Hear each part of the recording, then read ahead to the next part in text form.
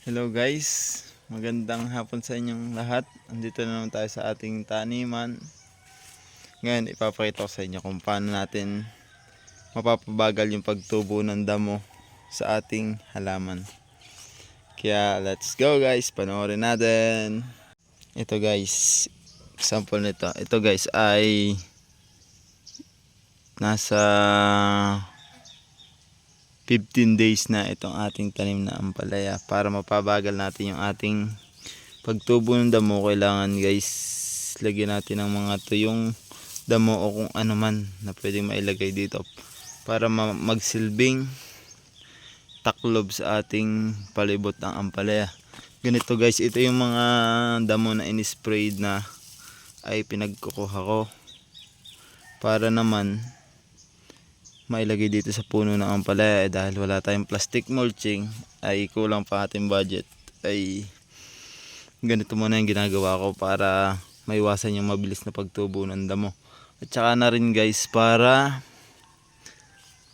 malamig yung yung ating lupa, hindi sobrang matuyo kapag sobrang init. Ngayon guys, tulad ngayon sobrang init, ay pagka ganito mga panahon, mamayang hapon magdidilig tayo, ay pag tayo ay nagdilig ay sisipsipin nila, ay napakaganda sa ating halaman dahil may iwasan yung pagtuyo ng lupa.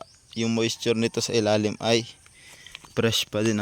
Napakaganda na guys ng ating tubo. Ito ay 15 days na guys, mga ilang araw pa yan ay sasampa na yan. Pagkatanim yan guys, mula pagkatanim ng buto hanggang dyan, direct seeding guys ang ginawa ko. Ito ay nilagyan ko na kahapon. Ito guys yung ating mga inilalagay.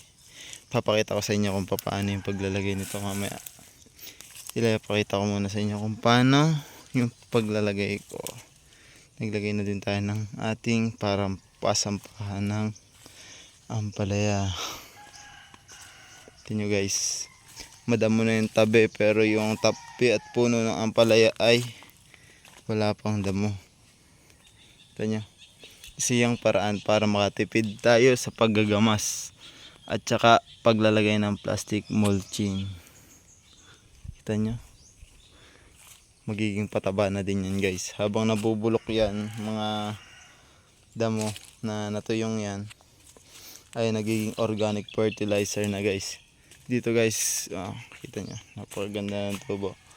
At naglalagay na din tayo ng ating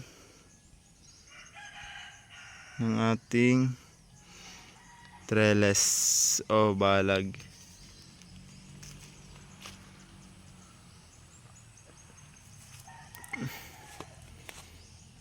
Napakaganda na nito guys. Ito, kahapon at kanina ko lang ito ginawa guys. Magtatagal na to, mga ilang time na to guys, nating mapapakinabangan. Ang pinagbibilang ko nga pala ito guys ay Shopee. Kaya let's go guys, papakita ko na sa inyo kung paano yung ating paglalagay ng pangontra sa damo. Let's go! Kukuha na tayo ng ating ilalagay doon sa ating paglalagyan ng halaman ito. Kailangan ito, ipunin muna natin ito. Ito ang ating ilalagay dito sa puno ng ating ampalaya. Tingnan guys, kasi itong paraan para maiwasan yung pagtubo ng damo. Kailangan guys maingat para hindi masalanta yung ating halaman, para hindi mabali o kung anong mangyari. Wala tayong taga video guys, self service tayo,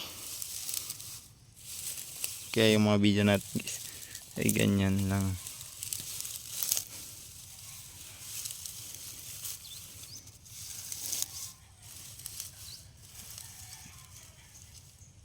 Ito guys, ating tanim na ito ay hindi pa natin nilalagyan ng abono dahil ito ay may nilagay na tayong organic fertilizer. Tayong mamayang hapon guys ay magdidilig naman. Ganito guys yung simpleng paraan para makaiwas tayo sa mabilis na pagtubo ng damo.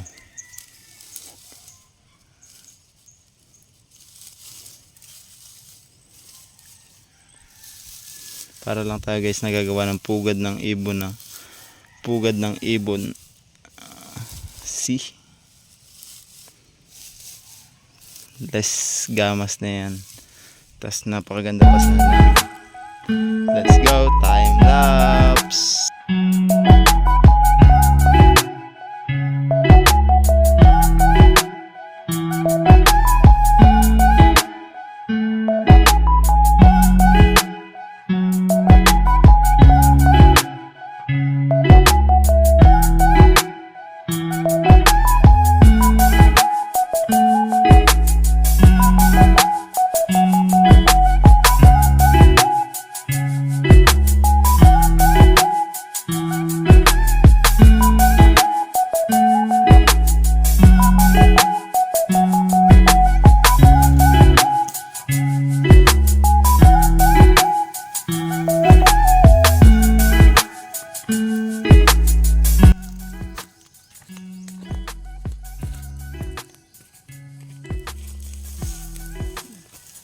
Guys, yung iba nga pa lang ginagamit dito is kapag sa palayan kayo nagtanim, ang ginagamit nila ay yung mga pinag-harvesteran na pinakanilang inilalagay dito yung iba para dahil pag nabulok din niya yan, maganda din pataba yun. Ito guys, sayang naman kung ito ay mabubulok lang ng walang kapakinabangan lang. Kaya ang gagawin natin para magkaroon ng purpose ito ay ilalagay natin dito. Ito guys ay natutunan ko lang dun sa ating tropa na katutubo, yung in-interview natin dun sa last video natin, si Paring Pulon. Siya ang nagturo sa akin ito. Sa bundok daw ganito ang kanilang ginagawa pag nagugulayan sila dun, dahil sa mga sili, kahit anong halaman daw ginaganito nila yung mga ginagamas nila. Doon din nila nilalagay sa kanilang halaman para daw hindi agad nga damuhin. Ito guys yung kailangan guys doble ingat talaga para hindi masalanta o masira yung ating halaman. Sa isang araw guys papakita ko naman sa inyo kung ang paglalagay ng abono.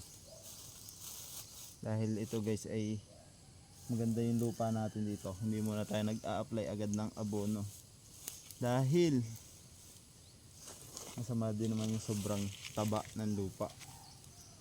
Baka yung sinasabi nilang lumaso yung halaman natin guys.